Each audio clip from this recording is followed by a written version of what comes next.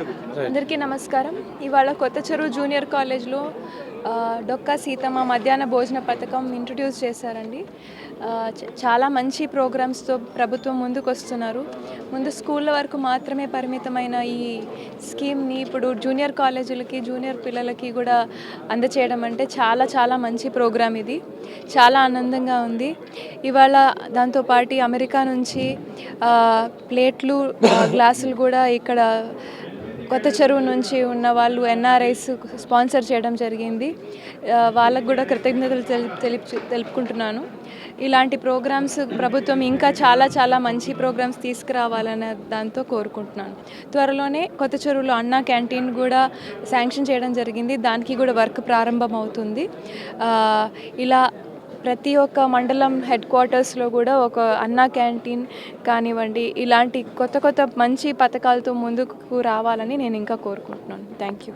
రాష్ట్ర వ్యాప్తంగా ఉన్న ప్రభుత్వ జూనియర్ కళాశాలలు అన్నింటిలో కూడా మధ్యాహ్నం పిల్లలందరికీ భోజనం పెట్టాలి అని నిర్ణయం తీసుకోవడం ఈ రాష్ట్ర చరిత్రలోనే ఒక చారిత్రాత్మకమైన నిర్ణయం. కారణం ఏమంటే ఆల్రెడీ అన్నా క్యాంటీన్లు పెట్టి పేద ప్రజల కడుపు నిండు అన్నం పెట్టిన ఆలోచన చేత ఈ ప్రభుత్వం అన్నా క్యాంటీన్లు ప్రారంభించింది. ఆల్రెడీ మధ్యాహ్నం భోజన పథకం స్కూల్ పిల్లలకు వర్తింపజేస్తున్నాం. ఈ ఇంటర్మీడియట్ పిల్లలకు వర్తింపజేయడం వల్ల తల్లిదండ్రులకు కొద్దిగా బాధ తగ్గుతుంది. పొద్దున్నే వంట చేయడము, పంపించడము, క్యారియర్లు కట్టడము, పిల్లలకు కూడా టెన్షన్ తగ్గుతుంది. చదువుకునేందుకు ఎక్కువ అవకాశం ఉంటుంది. కాబట్టి కొన్ని వందల కోట్ల ఖర్చు అయినప్పుడు కూడా ఈ ప్రభుత్వం విద్యార్థుల పట్ల చిత్తశుద్ధితో అంకిత భావంతో పనిచేస్తుంది. ఈ నిర్ణయం తీసుకున్నందుకు లోకేష్ బాబు గారు మనస్ఫూర్తిగా అభినందిస్తున్నా.